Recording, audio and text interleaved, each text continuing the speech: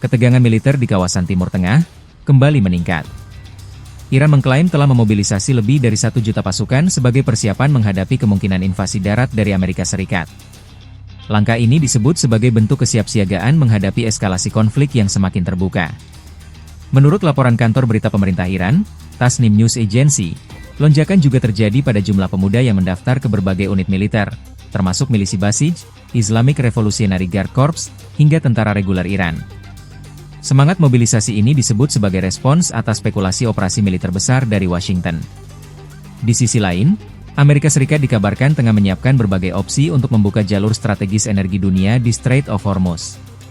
Sekitar 5.000 marinir serta 2.000 personel dari 82 ND Airborne Division dilaporkan telah dikerahkan ke kawasan Timur Tengah sebagai bagian dari penguatan militer.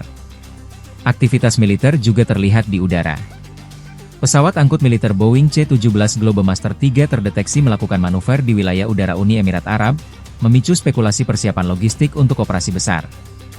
Jika eskalasi ini terus berlanjut, konflik berpotensi meluas dan mengguncang stabilitas keamanan serta energi global. Ya, Perserikatan Bangsa-Bangsa menilai eskalasi konflik geopolitik di kawasan Timur Tengah kini sudah berada di luar kendali pihak-pihak yang berkonflik. PBB juga menyebutkan konflik di Timur Tengah telah melampaui batas yang sebelumnya tidak terbayangkan oleh para pemimpin dunia. Sekjen Perserikatan Bangsa-Bangsa Antonio Guterres mengatakan konflik yang telah berjalan lebih dari 3 pekan sudah berada di luar kendali dan membawa dampak yang tidak pernah dibayangkan oleh para pemimpin dunia. Karena itu, Guterres meminta seluruh pihak untuk menghentikan eskalasi konflik dan memulai upaya diplomatik serta kembali menghormati penuh hukum internasional. More than 3 weeks on, the war is out of control. The conflict has broken past the limits even leaders thought unimaginable. The world is staring down the barrel of a wider war, a rising tide of human suffering, and a deeper global economic shock. This has gone too far. It's time to stop climbing the escalation ladder and start climbing the diplomatic ladder and return to full respect. Ya, sementara itu Iran menegaskan tidak ada negosiasi dengan Amerika Serikat untuk mengakhiri konflik di Timur Tengah. Namun demikian, Menteri Luar Negeri Iran Abbas Araghchi menyatakan bersedia untuk mengakhiri konflik jika Amerika Serikat memenuhi tuntutan Iran. Pemerintah Iran menyatakan tengah meninjau proposal Amerika Serikat untuk mengakhiri perang di kawasan Timur Tengah. Namun demikian, Iran tidak berniat untuk mengadakan pembicaraan untuk mengakhiri konflik Timur Tengah yang semakin meluas. Menteri Luar Negeri Iran Abbas Araghchi menyatakan kesediaan Iran untuk menegosiasikan pengakhiran perang jika tuntutan mereka dipenuhi. Abbas mengatakan Amerika Serikat memang menyampaikan pesan kepada Teheran melalui berbagai perantara, tetapi hal itu tidak berarti sedang berlangsung negosiasi di antara kedua negara. Pada 28 Februari lalu, Amerika Serikat dan Israel mulai menyerang Iran hingga menyebabkan kerusakan dan korban sipil. Iran pun membalas serangan tersebut dengan menyerang wilayah Israel dan fasilitas militer milik Amerika Serikat yang berada di Timur Tengah.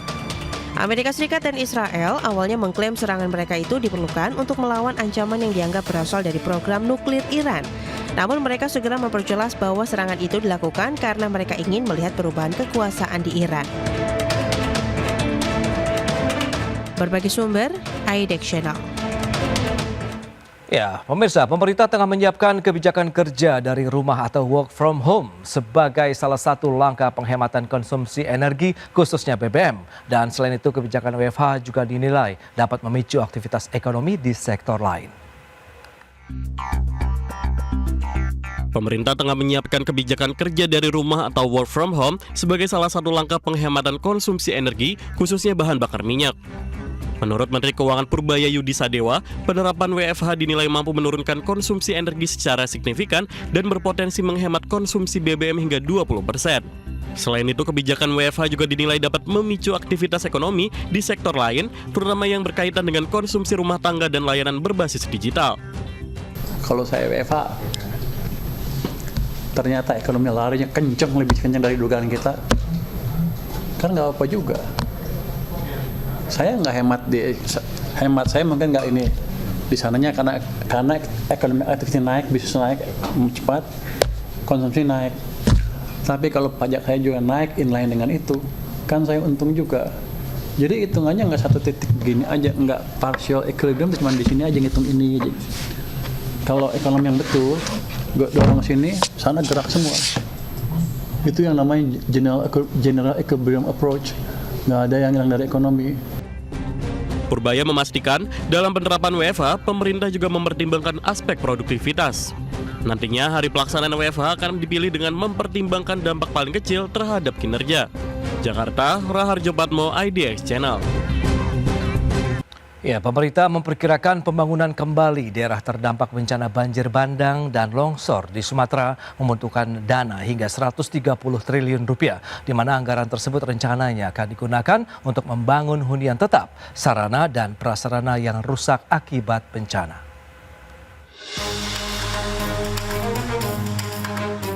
Pemerintah memperkirakan pembangunan kembali daerah terdampak bencana banjir, bandang, dan longsor di Sumatera membutuhkan dana hingga 130 triliun rupiah. Estimasi biaya tersebut merupakan hasil hitungan Bappenas dari usulan rencana kerja beberapa kementerian dan pemerintah daerah. Menteri Dalam Negeri sekaligus Ketua Satuan Tugas Percepatan Rehabilitasi dan Rekonstruksi Tito Karnavian mengatakan, alokasi anggaran tersebut paling lambat akan dituangkan menjadi rencana induk yang resmi ditetapkan pemerintah pada 1 April 2026 mendatang. Anggaran tersebut rencananya akan digunakan untuk membangun hunian tetap, sarana dan prasarana seperti jalan dan jembatan permanen, hingga perbaikan sekolah serta fasilitas kesehatan. Kalau untuk anggaran tadi, untuk renduk yang ke depan 3 tahun, itu saya sampaikan diperkirakan 130-an triliun. Ya, 130 triliun untuk multi-year 3 tahun. Untuk apa? Bangun jembatan, bangun sekolah, untuk adjustment. Tito menegaskan pemulihan dampak bencana hidrometeorologi di wilayah Sumatera dilakukan melalui penguatan kolaborasi antar Pemda. Inisiatif kolaborasi ini muncul menyusul tambahan alokasi anggaran transfer ke daerah untuk percepatan penanganan bencana dari Presiden sebesar 10,6 triliun rupiah. Berbagai sumber, IDX Channel.